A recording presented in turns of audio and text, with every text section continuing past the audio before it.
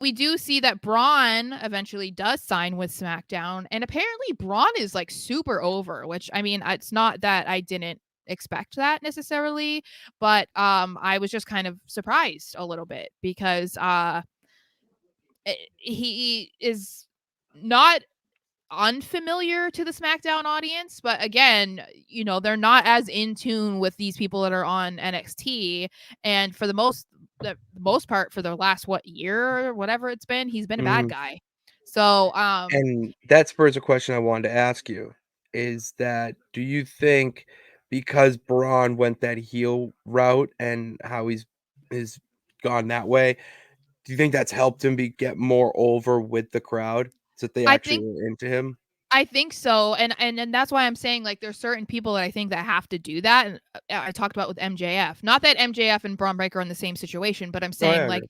people get so used to you in a certain way that sometimes they just grow complacent because it's like, we already know what you're going to do, like, you're not that interesting anymore because, like, you've done everything. We already know. We can predict what is gonna happen, and I think it just makes them a better like wrestler. It makes them a better entertainer if they can Mm, show that they're multifaceted and that they're not just in a box, because there are some people that can't really be both characters. They're not good at both. We've talked about it with yeah, Charlotte. Like, Charlotte's not a good baby face. It's just no. because she's just not. And so, and I think that that's just something that they have to deal with sometimes. Like, it's just like, you're not going to be good at everything. And I just feel Braun needed to have this moment. And so I am interested to see what they do, because him and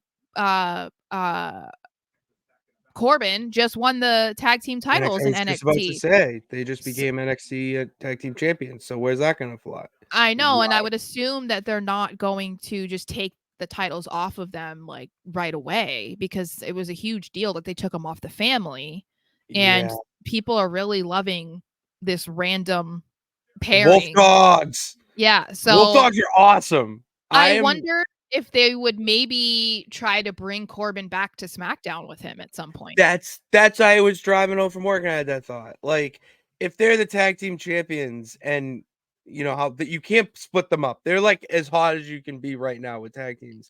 Yeah, And it would be an easy way too to get Corbin back into the SmackDown on the SmackDown brand. yeah. And right now he's doing, I would say, his best work of his career.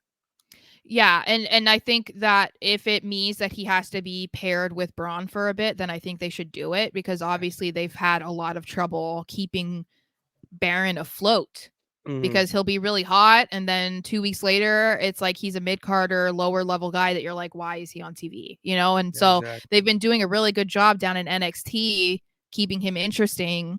But I just wonder what their plan is with Braun specifically, because obviously, like, he's the future.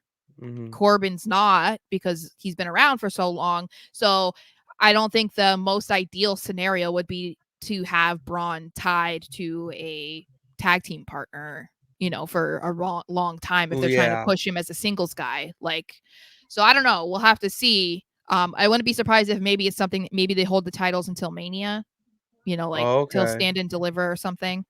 Mhm. And I then can see that's that. like Braun's like official call up, you know. Mhm.